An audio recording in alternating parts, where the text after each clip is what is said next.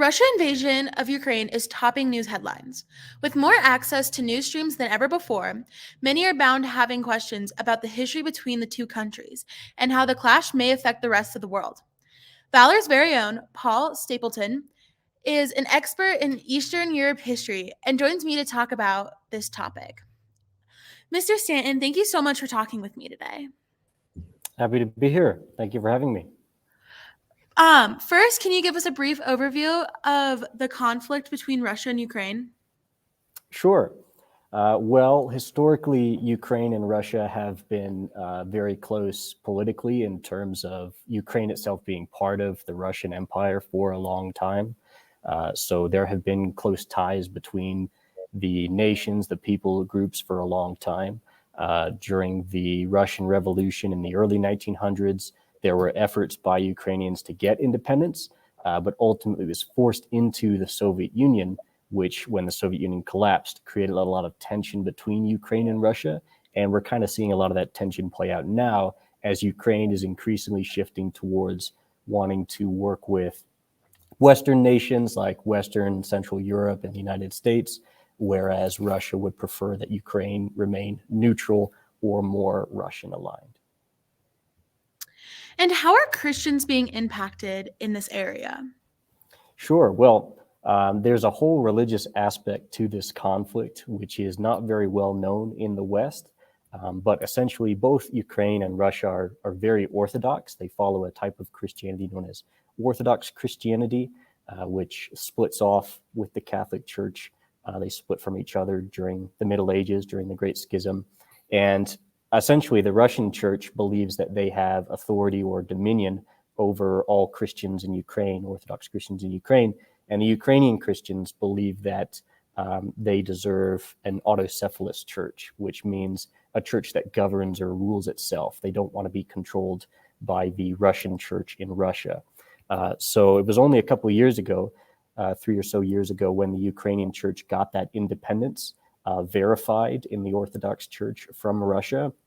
So there's still a lot of religious tension between Christians in Russia who believe that they should have dominion over Ukrainian Christianity, and then Ukrainian Christians who want independence. They're both very similar in terms of core beliefs in the Trinity and the creeds and the patriarchs, but they differ on the relationship between their nation and their specific religious beliefs. So the Russian church is very closely tied to the Russian government, and Ukraine, wanting more independence, is very suspicious of that Russian church for that reason.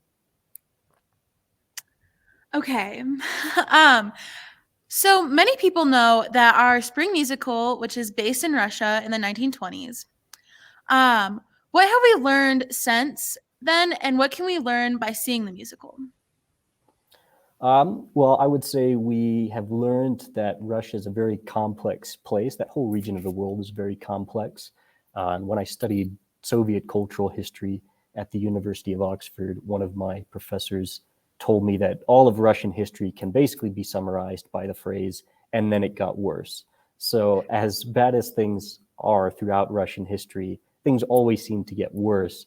And just as we saw political and class division and religious division playing into the Bolshevik Revolution, which is the underpinning of Anastasia, we see a lot of similar divisions between ethnic groups, social and economic classes, religious groups, leading to the current conflict between Ukraine and Russia. So I think, if anything, it teaches the West, nations like the United States, that Russia and Eastern Europe is not a monolithic body. They're not all like the same people who believe and do the same things.